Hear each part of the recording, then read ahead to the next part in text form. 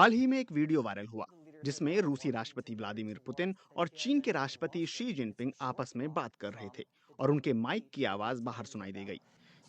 ये दोनों नेता ऑर्गन ट्रांसप्लांट और करीब 150 साल तक जिंदा रहने जैसी बातें कर रहे थे। इस बातचीत के दौरान दोनों नेताओं की हंसी से अंदाजा लगा कि शायद वो इस मुद्दे पर मजाक करने के मूड में थे। लेकिन क्या वाकई इसमें कुछ सच्चाई हो सकती है? क्या ऑर्गन ट्रांसप्लांट की मदद से अमर हुआ जा सकता है? आज पहली खबर में बात इसी पर।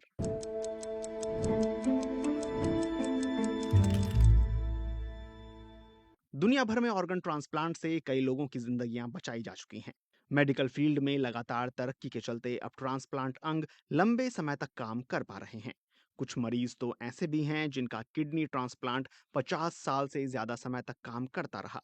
कोई अंग कितने समय तक सही काम करेगा ये डोनर और मरीज की सेहत पर निर्भर करता है।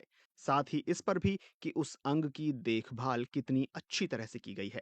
एग्जाम्पल के लिए, अगर मरीज को किसी जिंदा डोनर से नई किडनी मिले तो वह 20 से 25 साल तक चल सकती है। वहीं मृत शरीर से मिली किडनी की औसत उम्र 15 से 20 साल होती है। जर्नल ऑफ मेडिकल इकोनॉमिक्स में पब्लिश रिसर्च के मुताबिक लिवर यानी जिगर लगभग 20 साल, दिल 15 साल और फेफड़े लगभग 10 साल तक चलते हैं।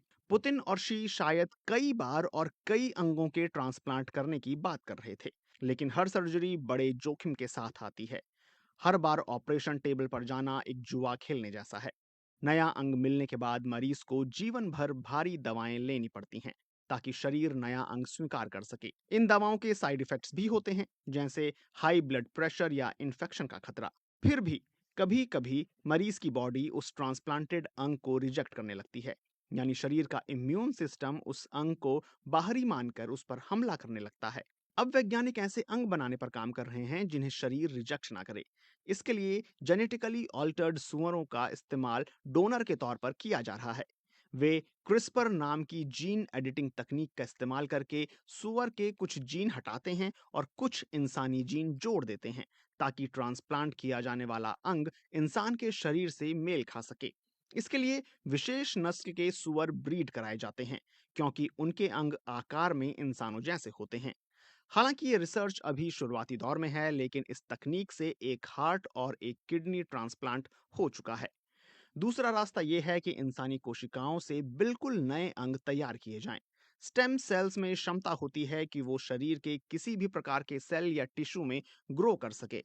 हालांकि अब तक पूरी तरह से एक्टिव और ट्रांसप्लांट योग्य मानव अंग बनाने में कोई रिसर्च सफल नहीं रही है, लेकिन वैज्ञानिक इसके करीब पहुंच रहे हैं। टेक बिजनेसमैन ब्रायन जॉनसन हर साल करोड़ों डॉलर खर्च कर रहे हैं ताकि उनकी उम्र कम यानी रिवर्स एजिंग हो सके। अभी तक उन्होंने कोई अंग ट्रांसप्लांट नहीं करवाया है, लेकिन अपने 17 साल के बेटे के प्लाज्मा को अपने शरीर में इन्फ्यूज कराया है। बाद में उन्होंने ये प्रोसेस बंद कर दिया क्योंकि इसका कोई फायदा नहीं हुआ और अमेरिकी फूड एंड ड्रग एडमिनिस्ट्रेशन जैसी एजेंसियों की सख्ती बढ़ गई। प्रोफेसर नील मैबॉट एडिनब्रा यूनिवर्सिटी के रोसलिन इंस्टीट्यूट में इम्यूनोपैथोलॉजी एक्सपर्ट हैं। उनका मानना है कि इंसानों के लिए 125 साल तक जीना मुमकिन हो सकता है। उन्होंने कहा, दुनिया की सबसे अधिक उम्र वाली इंसान फ्रांस की जीन कैलमेंट थी, जो 1875 से 1997 तक जीवित रहीं, यानी 122 साल।